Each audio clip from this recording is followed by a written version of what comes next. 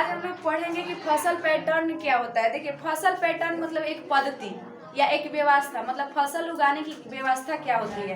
तो देखिए, इसको परिभाषित करने के लिए हम ऐसे लिखेंगे कि वह पद्धति या वह व्यवस्था जिसमें फसल उत्पादन या पैदावार को बढ़ाने के लिए विभिन्न तरीकों से, विभिन्न विधियों से खेती की जाती है, तो उसे हम क्या कहते हैं, फसल पैटर्न कहते हैं। ठीक, ये विभिन्न प्रकार के हो सकते हैं। एक मिश्रित फसल उत्पादन, दूसरा अंतर फसल उत्पादन और तीसरा फसल चक्रण। देखिए, मिश्रित से क्या समझ में आ रहा है? मिश्रित मतलब मिली जुली, मतलब उसमें बहुत सारे चीज मिला हुआ हो। और फसल मतलब फसल, और उत्पादन मतलब ऐसी खेती जिसमें, ऐसी खेती की पद्धति या ऐसी पद्धति जिसमें एक ही खेत में एक साथ अनेक फसलों का उत्पादन किया जाए। जैसे चना के साथ गेहूं, फिर उसके बाद तीसी भी रहता है, या फिर सरसों भी रहता है, मकई भी रहता है। तो ये खेती क्या हो गई? मिश्रित फसल खेती हो गई। ठीक, उसके बाद है, देखिए, उसके बाद है अंतर फसल। ये अंतर फसल जो है ना, मिश्रित का ही एक रूप है, लेकिन इसमें क्या किया जाता है? अंतर मतलब क्या?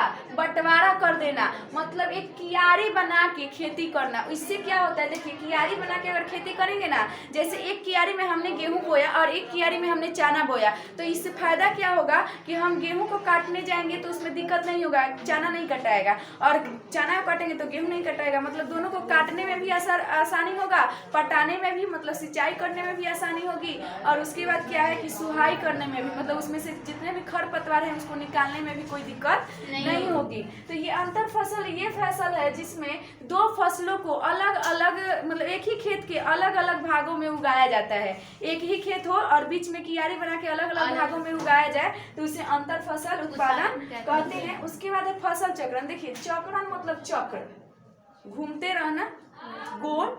तो मतलब ये देखिए, फसल चक्र मतलब ये नहीं कि फसल घूमता है, ऐसा नहीं है। मतलब एक ही खेत में हम फसल को बदल बदल के उगाते हैं, तो उसे क्या कहते हैं? फसल चक्रण कहते हैं। जैसे हमने इस साल अभी क्या बोया, गेहूं बोया, फिर हम क्या बोएंगे, उसके बाद धान बोएंगे या फिर मूंग बोएंगे।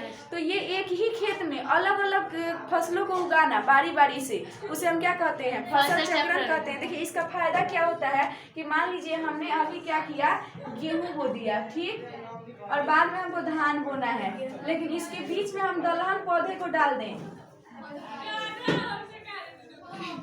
देखिए, दलहन पौधे या जैसे मूंग को डाल दे, ठीक। और देखिए, इससे फायदा क्या होगा कि हमने क्या किया, पहले इस साल मैंने गेहूं बोया, मतलब अपने खेत में हमने गेहूं बो दिया, फिर उसके बाद जैसे गेहूं की कटाई और हमने मूंग बो दिया। अब मूंग बोने से क्या फायदा होगा कि मूंग एक दलहन पौधा है, और दलहन पौधों में एक राइजोबियम नामक जीवाणु पाया जाता है। क्या पाया जाता है? राइजोबियम नामक जीवाणु पाया जाता है। ये क्या करता है? नाइट्रोजन का स्थिरीकरण करता है, मतलब वायुमंडल में जितने भी नाइट्रोजन होते हैं उनको एकत्रित करने का काम करता है। और जब नाइट्रोजन एकत्रित होंगे तो मिट्टी की उर्वरक शक्ति बढ़ जाएगी, ठीक, और बढ़ेगी तो फसल क्या होगा? अच्छा होगा, ठीक। और देखिए, उसके बाद हम धान उगाएंगे तो धान की खेती क्या होगी? अच्छी तरीके से होगी। इसे हम क्या कहते हैं? फसल चक्रण कहते हैं। ठीक हो गया।